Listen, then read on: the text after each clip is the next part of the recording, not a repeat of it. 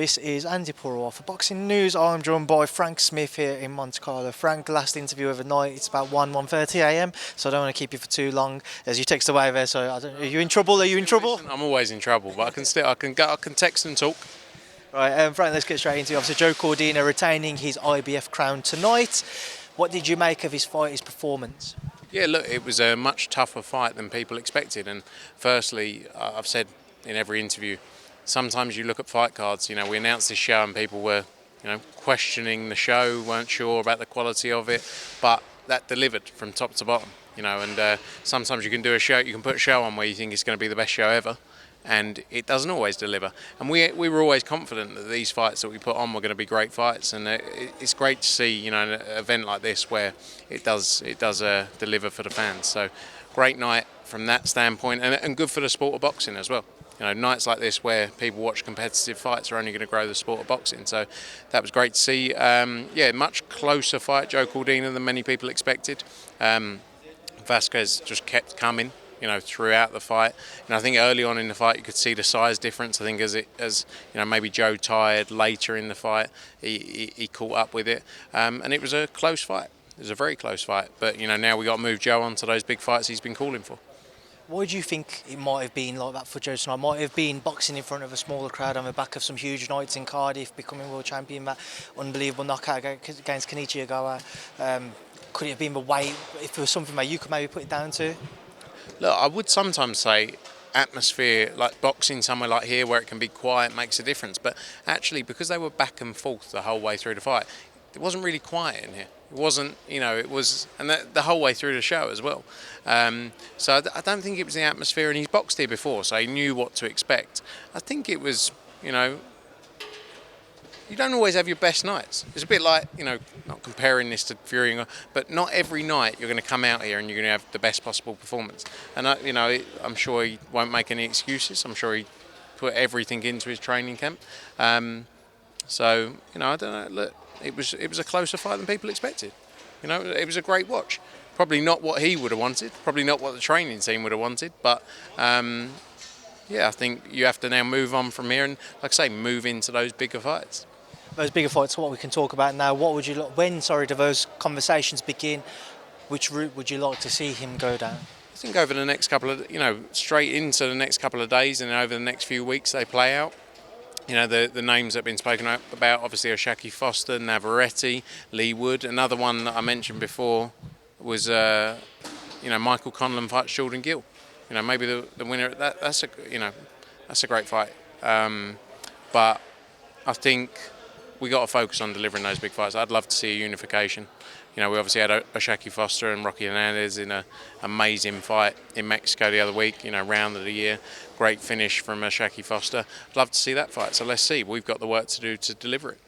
Ramla Ali reversing the result of their first fight there, going to the distance. For just your thoughts on her picking up the victory this time around?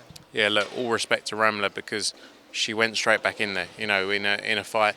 5 months ago in New Orleans, I think many people would have said, I wouldn't have blamed her if she didn't go straight back into a fight like that. And she said, no, I want it. And she even stood there and traded with her tonight. She didn't go in there, run around and just out win points. She stood there and traded, and there were some nervous moments in there. But now we got to step on, and world title fights are next. Curiel with an unbelievable stoppage victory in the second round tonight. Yeah, look. Civi, he's actually one of my favourite fighters, Ngannou-Chisora, because I was at his fight when he won the world title in Mexico, and after that he became my favourite. It was one of the best fights I've ever seen, and we didn't really expect that because Curiel, as you can see by his record, and everyone, even people close to him were saying he's not he wasn't a big puncher, so we thought it would be a 12 round just back and forth, and the first round started how we thought it would start. And he got caught with a perfect shot. And I think even Ngannou-Chisora, when he got up, probably after 12, 14 seconds, sort of shot up and was thinking, shocked himself. But look, Curiel, another Mexican world champion. Let's see what happens. It was obviously a voluntary defence tonight for Ngannou-Chisora. So maybe we do the rematch of that in Mexico. And you have Cissokho there, victorious tonight again. Your thoughts on his performance and where does he go next? Yeah, look, he's had a long time out the ring. I think 11 or 12 months out the ring now. It was good to get back in there. He's a brilliant fighter. He's a brilliant fighter. He got caught early in that fight, and at the same time he also dropped Cissokho as well. And I think as the fight went on, he sort of coasted a little bit to get the win.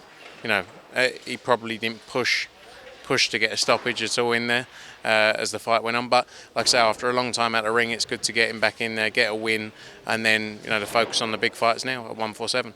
Frank saw Derek Chisokho today. He's trying to throw his hat into the ring for that Francis Ngannou fight. I know you guys are potentially talking about the Joshua fight if it was to come to fruition, but Derek's name of interest as well to try and pursue if that was one which the teams were keen on. Look, we obviously don't represent Derek Chisokho. I love Derek Chisokho. He's a good mate of mine. He's pushing very hard for the Ngannou fight. It'll be an interesting fight. Let's see. Let's see. There's a lot of people calling out for a lot of fights in the heavyweight division. It's exciting times. I'm sure you've seen Frank Warren's comments towards Eddie a couple of days, or yesterday rather. Just your thoughts on Frank certainly not mincing his words.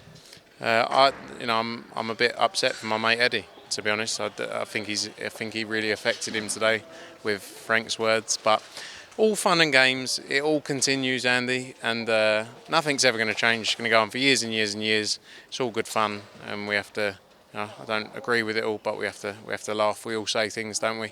And it's just another bit in the Frank Warren, Eddie Hearn back and forth that's been going on for about 12 years now.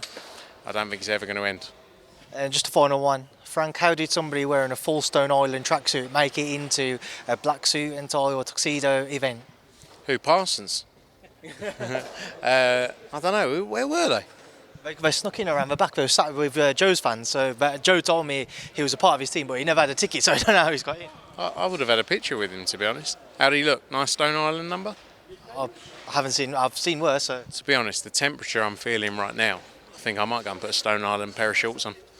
Well, you enjoy the streets of Monaco, walk around Stone Island tracksuit. Frank, I'm sure nobody will mess with you with that on. So thanks for speaking to me, and safe travels back home to the UK. Cheers, mate. Thanks for coming. Good to see you.